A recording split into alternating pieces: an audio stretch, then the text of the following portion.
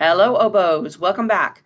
We are looking at the oboe exercise number 1. Before we can go on with this exercise, we need to learn a couple of notes that we haven't talked about yet.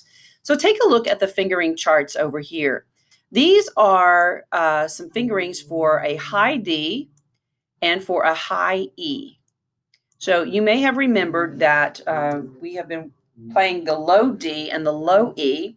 So I'm going to start, first of all, I'm just going to walk this down the notes that we know. So we have C, B, A, G, F.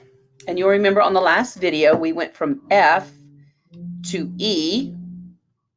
And then the next lowest note is D. So we have F here with the little banana key. And then to play the low D, we kind of have to make a big space between these two fingers here, slide it down a little bit further. It may feel weird to you because it is a larger space than we are accustomed to putting between those two fingers. So remember, just it's going to be bigger than you think it's going to be. So this is the fingering then. 1, 2, 3, 4, 5, 6 for the low D.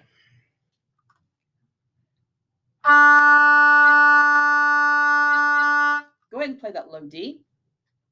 Now we're going to play the high D. The high D is the same fingers, 1, 2, 3, 4, 5, 6. But if you'll notice right here, it says HH. The HH stands for half whole. And if you'll look at the first finger here, you can see that only half of it is shaded. So as we're fingering the low D,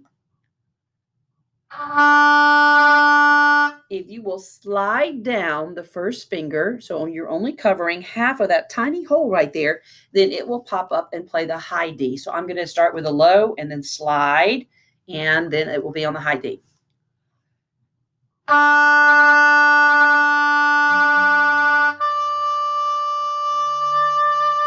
Now, you may find that you have to lightly touch the reed with your tongue to make it speak, to go to the high note.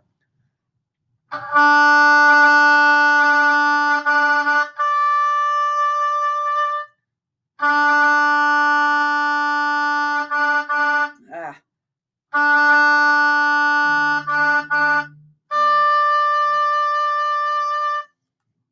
right, so you're going to have to make sure that you're covering everything else as you do this. And I want you to practice going from low D to high D. We're not going to go on to another video until you're comfortable with making that jump, because this jump is going to be in your music on the rest of this exercise. The second note that I want to show you is the E, but we're going to play it with the octave key. Now, the octave key is on the back of your instrument. It's back here, and you play it with the tip of your thumb. So we don't like pick our thumb up and go like this. We're just going to play it with the tip of the thumb here by rocking it forward. And so the fingering for it is octave key, 1, 2, 3, 4, 5. Now the low E is the same fingering without the octave key. So if I lift that and I just have 1, 2, 3, 4, 5, this is low. And if I press down the octave key on that the low part of the octave key, then I will jump up the octave.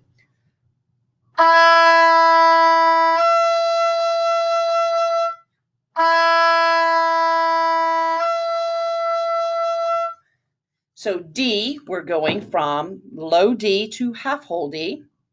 And the E, we're going from low to octave key E. So practice doing those two motions for making the pitch jump up. When you feel comfortable with the fingerings for these two notes, then you will be ready to go to this exercise here, number 3, because that's what we see right here. These are octave jumps from low D to high D. You'll see that it says HH, half whole, and then the low E to the high E, and OK means octave key. All right, so work on that, and we'll see you on the next video.